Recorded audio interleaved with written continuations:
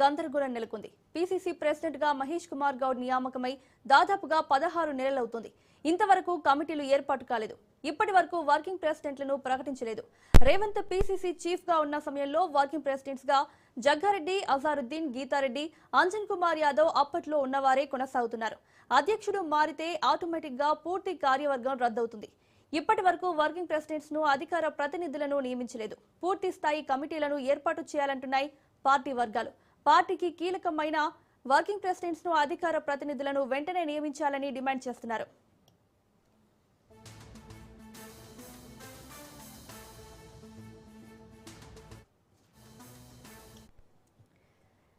తెలంగాణ కాంగ్రెస్ లో గందరగోళం నెలకొంది. పీసీసీ ప్రెసిడెంట్ గా మహేష్ కుమార్ గౌడ్ నియామకమై దాదాపుగా 16 నెలలవుతుంది.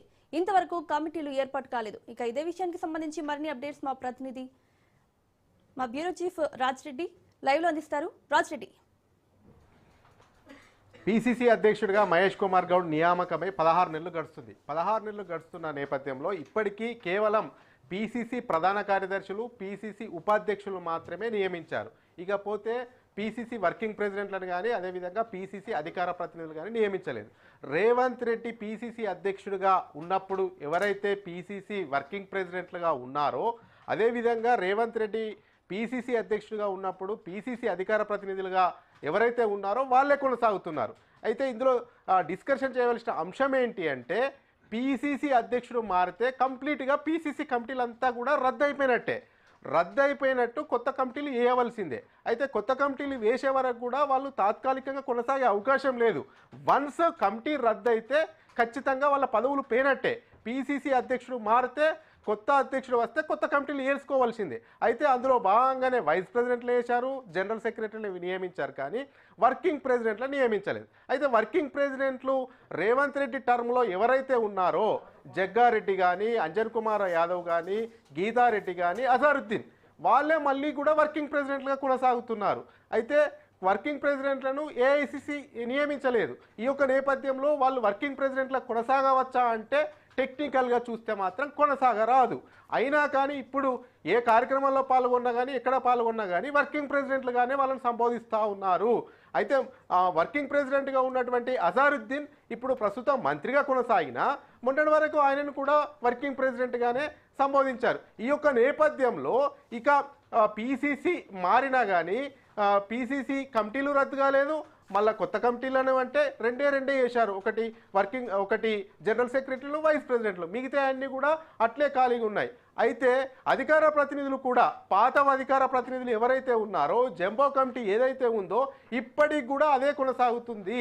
అయితే కాంగ్రెస్లో ఒక ఆసక్తికరమైన చర్చ జరుగుతుంది. తక్షణమే పీసీసీ వర్కింగ్ ప్రెసిడెంట్లను నియమించాలి, ప్రచార కమిటీ నియమించాలి, ఇంకేమన్నా కమిటీలు ఉంటే కూడా కమిటీలను నియమించాలి, అంతేకాకుండా అధికార ప్రతినిధులను కూడా నియమించాలి. ఎన్నికల సమయంలో చాలా మేరకు కష్టపడ్డాము, సాధక బాధకాల కోర్చాము. కేసీఆర్ ప్రభుత్వంలో ఉన్నప్పుడు, అధికారంలో ఉన్నప్పుడు ఎన్నో కేసులు కూడా నమోదయ్యాయి. అలాంటి వాళ్ళని చూసి, ఉత్సాహవంతులను, ఎనర్జీగా పనిచేసే వాళ్ళను చూసి వర్కింగ్ ప్రెసిడెంట్లుగా బాధ్యతలు అప్పగించాలి. వర్కింగ్ ప్రెసిడెంట్లుగా బాధ్యతలు అప్పచెప్తే వర్కింగ్ ప్రెసిడెంట్లకు కొన్ని డిపార్ట్మెంట్స్ కూడా అప్పచెప్తారు. కొందరు చూస్తే విద్యార్థి విభాగం అప్పచెప్తారు, కొందరేమో ఆర్గనైజింగ్ మొత్తం చూసుకునే వాళ్ళని అప్పచెప్తా ఉంటారు. వర్కింగ్ ప్రెసిడెంట్లకు కూడా పని విభజన జరుగుతుంది. దాంతో పార్టీ ఇంకా స్ట్రెంథెన్ అవుతుంది. ఈ యొక్క నేపథ్యంలో వర్కింగ్ ప్రెసిడెంట్లుగా కొత్త వాళ్ళని నియమించాలి, లేకపోతే పాత వాళ్ళనే కంటిన్యూ చేస్తే మళ్ళీ కూడా కమిటీని ఖచ్చితంగా ఏఐసిసి నుంచి ఆమోదం రావాలి. కానీ ఏఐసిసి నుంచి ఆమోదం రాకుండా కొత్త కమిటీ వేయకుండా ఇప్పుడు మళ్ళీ వాళ్ళే పీసీసీ వర్కింగ్ ప్రెసిడెంట్లా కొనసాగుతున్నారు, అదేవిధంగా వర్కింగ్ ప్రెసిడెంట్లా కొనసాగుతున్నారు. అయితే పూర్తిగా చూసుకున్నట్టయితే పీసీసీలో గందరగోళ వ్యవస్థ ఏర్పడింది, మొత్తం గందరగోళంగా మారింది. మహేష్ కుమార్ గౌడ్ 16 నెలలు అవుతుంది పీసీసీ బాధ్యతలు చేపట్టి, ఇప్పటి వరకు కూడా పూర్తి స్థాయి కమిటీని వేసుకోలేదు అనేది కూడా ఒక చర్చ జరుగుతుంది. అంతేకాకుండా ఇప్పుడు ఉన్నటువంటి పీసీసీ అధ్యక్షుడిని మార్చే అవకాశం ఉంది, ఆయనకు మంత్రి పదవి ఇచ్చే అవకాశం ఉంది, మళ్ళీ కొత్త పీసీసీ అధ్యక్షుడు వచ్చే అవకాశం ఉంది కానీ కూడా రాజకీయ వర్గాల్లో చర్చ జరుగుతుంది. ఈ యొక్క నేపథ్యంలో అసలు పార్టీ కోసం పనిచేసినటువంటి నాయకులు, పదవులు లేకుండా అల్లాడుతున్నటువంటి నాయకులు అయితే ఏం జరగబోతుంది అసలు పీసీసీలో? ఇప్పుడే 16 నెలలు అయింది అధ్యక్షుడు వచ్చి, ఇప్పటి వరకు పూర్తి కమిటీలు వేయలేదు. మళ్ళీ అధ్యక్షుడు వస్తే మళ్ళీ కమిటీలు రద్దు అవుతాయి, మళ్ళీ కొత్త అధ్యక్షుడు నియమించిన తర్వాత మళ్ళీ ఎన్ని రోజులకు కమిటీలు వేస్తారు? అసలు ఈ చర్చ జరుగుతున్నటువంటి నేపథ్యంలో వీటన్నిటికీ పులి స్టాప్ పెట్టడానికి పూర్తి స్థాయిలో కార్యవర్గాన్ని ఏర్పాటు చేయవచ్చు కదా, ఎందుకు పూర్తి స్థాయిలో కార్యవర్గాన్ని ఏర్పాటు చేయట్లేదు? తక్షణమే పీసీసీ వర్కింగ్ ప్రెసిడెంట్లను ఏర్పాటు చేస్తే ఒక పీసీసీ అధ్యక్షుడు విద్యార్థి విభాగానికి ఇన్ఛార్జిగా ఉంటారు, మరో పీసీసీ అధ్యక్షుడు మహిళా విభాగానికి ఇన్ఛార్జిగా ఉంటారు, మరో పీసీసీ వర్కింగ్ ప్రెసిడెంట్ ఏమో ఆర్గనైజింగ్ పనులు చూసుకునే దానికి ఇన్ఛార్జిగా ఉంటారు. ఇలా పని విభజన జరిగితే పార్టీ కూడా క్షేత్రస్థాయిలో బలోపేతం అవుతుంది కదా. అనవసరంగా సమయాన్ని ఎందుకు వృధా చేస్తున్నారు, ఎందుకు కమిటీలను వేయలేకపోతున్నారు, కమిటీలు వేయడంలో ఎందుకు తాత్పర్యం జరుగుతుంది అనేది కూడా కట్టర్ కాంగ్రెస్ నాయకులు ఆవేదన వ్యక్తం చేస్తున్నారు.